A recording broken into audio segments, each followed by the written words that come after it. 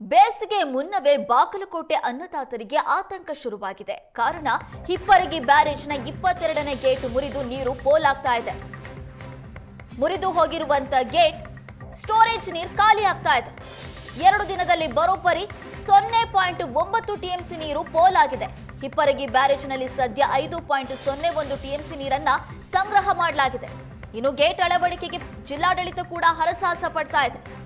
ಬೆಂಗಳೂರು, ಕೊಪ್ಪಳ, ಮಹಾರಾಷ್ಟ್ರದಿಂದ ತಜ್ಞರನ್ನ ಕರೆತಂದಿದ್ದು ಸ್ಥಳದಲ್ಲಿ ಕಂದಾಯ ನೀರಾವರಿ ಅಧಿಕಾರಿಗಳು ಬೀಡ್ಬಿಟ್ಟಿದ್ದಾರೆ. ಸಮಸ್ಯೆಯನ್ನ ಬಗೆಹರಿಸ್ತೀವಿ ಅಂತ ಜಿಲ್ಲಾಧಿಕಾರಿ ಸಂಗಪ್ಪ ಹೇಳ್ತಾ ಇದ್ದಾರೆ. ಆದ್ರೆ ಇಲ್ಲಿವರೆಗೂ ಕೂಡ ಗೇಟ್ ಅಳವಡಿಕೆ ಕಾರ್ಯ ಮಾತ್ರ ಆಗಿಲ್ಲ.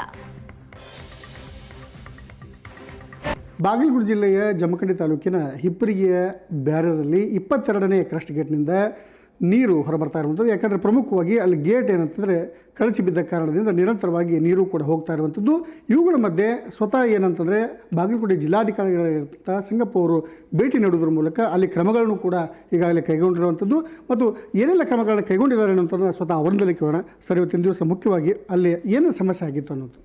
ನಿನ್ನೆ ನಾವು ಮೊನ್ನೆ ಉಸ್ತುವಾರಿ ಸಚಿವರು ಸಾಹೇಬ್ರ ಜೊತೆಗೂ ಕೂಡ ನಾವು ಇಬ್ಬರು ಕೂಡ ನಿನ್ನೆ ಸ್ಥಳ ತನಿಖೆ ಮಾಡಿದೆವು. ಹೋಗ್ಬಿಟ್ಟು ನಿನ್ನೆ ಬೆಳಗ್ಗೆ ಆಗಿದೆ ಅಂತ ಗೊತ್ತಾಯಿತು. ಇಮಿಡಿಯೇಟ್ ತಕ್ಷಣ ನಾವು ಇಂಜಿನಿಯರ್ಸ್ಗೆಲ್ಲ ಚೀಫ್ ಇಂಜಿನಿಯರ್ ಆಗಲಿ, ಸೂಪರಿಂಟೆಂಡೆಂಟ್ ಇಂಜಿನಿಯರ್ಸ್ ಆಗಲಿ, ಏನು ಈ ಕೊಪ್ಪಳದಲ್ಲಿ ಆಗಿತ್ತಲ್ಲ ಆ ರೀತಿ ಆದಾಗ ಯಾವ ರೀತಿ ಕ್ರಮ ವಹಿಸಿದಲ್ಲ ತಕ್ಷಣ ಆ ರೀತಿ ನೀವು ಪರಿಣಿತರನ್ನ ಕರ್ಕೊಂಬಂದ್ಬಿಟ್ಟು ಇದು ಮಾಡಂತ ಹೇಳಿದೆ. ನಿನ್ನೆನೂ ಕೂಡ ಟ್ರೈ ಮಾಡಿದಿರೋದು. ಅದು ಇನ್ನೊಂದು ಸ್ಟಾಪ್ ಲಾಕ್ ಗೇಟ್ ಅಂತಿತ್ತು, ಅದರಲ್ಲಿ ಸೆಪ್ರೇಟಾಗಿ ಇದರಲ್ಲಿ ಕುಸಿತದಿಂದ ನೀರು ಭಾಳ ಫೋರ್ಸ್ ಇತ್ತು. ಆ ಕಾರಣದಿಂದ ನಿನ್ನೆ ಯಾವುದು ಮಾಡಲಿಕ್ಕಾಗಿಲ್ಲ. ಇನ್ನೊಂದು ಸ್ಟಾಪ್ ಲಾಕ್ ಗೇಟನ್ನು ಎಲಿಮೆಂಟ್ಸ್ ಎತ್ತಾಯಿದ್ರು. 6 ಎಲಿಮೆಂಟ್ಸಲ್ಲಿ 5 ತೆಗೆದಿದ್ದಾರೆ, ಇನ್ನೊಂದು ಉಳಿದಿದೆ.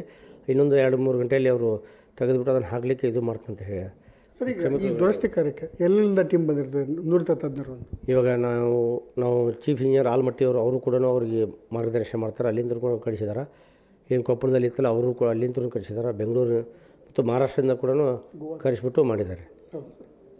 ಸರ್, ಈಗ ಅಲ್ಲಿ ಸ್ಟೋರೇಜ್ ಎಷ್ಟು ಇರುವಂಥದ್ದು ಮತ್ತು ಏನಾದರೂ ಬೇಸಿಗೆ ಸಂದರ್ಭದಲ್ಲಿ ಏನಾದರೂ ತೊಂದರೆ ಆಗುವಂಥ? ಇವಾಗ ಪ್ರಸ್ತುತ 6 TMC ಕೆಪಾಸಿಟಿ, 6 TMC ಫುಲ್ ಇತ್ತು. ಇಲ್ಲಿವರೆಗೆ ಒಂದು 0.9 TMC ಕೆಳಗಡೆ ಹೋಗಿದೆ. ಹಿಪ್ಪರಿಗೆ ಇದಕ್ಕೆ ಬ್ಯಾರೇಜಿಂದ ಹೋಗಿದೆ.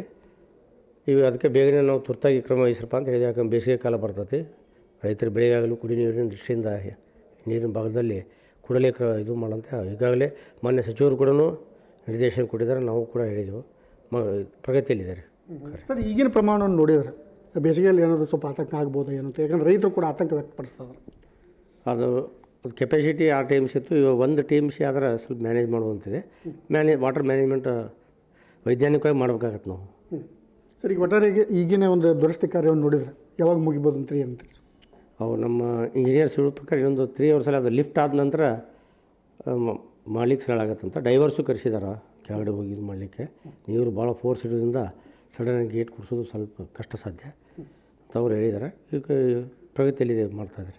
ಆದಷ್ಟು ಏನು ಬೇಗನೆ ಆಗುತ್ತಲ್ಲ ಇದಿಷ್ಟು ಬಾಗಲಕೋಟೆ ಜಿಲ್ಲಾಧಿಕಾರಿಗಳಿಗಿರ್ತಕ್ಕಂಥ ಸಂಗಪ್ಪ ಅವರ ಮಾತು. ಯಾಕಂದರೆ ಇದೇ ರೀತಿ ಪರಿಸ್ಥಿತಿ ಇದ್ದಂಥ ಸಂದರ್ಭದಲ್ಲಿ ಬೇಸಿಗೆಯಲ್ಲಿ ಕೆಲ ಕಾಲ ಏನಂತಂದರೆ ನೀರಿನ ಆತಂಕ ಆಗೋದು ಸಹಜ.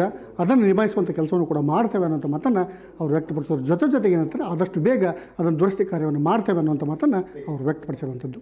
ಬಾಗಲಕೋಟೆಯಿಂದ ಕ್ಯಾಮರಾಮನ್ ಮಂಜುನಾಥ್ ಕರ್ಗೋಲ್ ಜೊತೆ ಮಲ್ಲಿಕಾರ್ಜುನ ಸ್ಮಣಿ, ಏಷ್ಯಾನೆಟ್ ಸೋನಿಗಾಗಿ.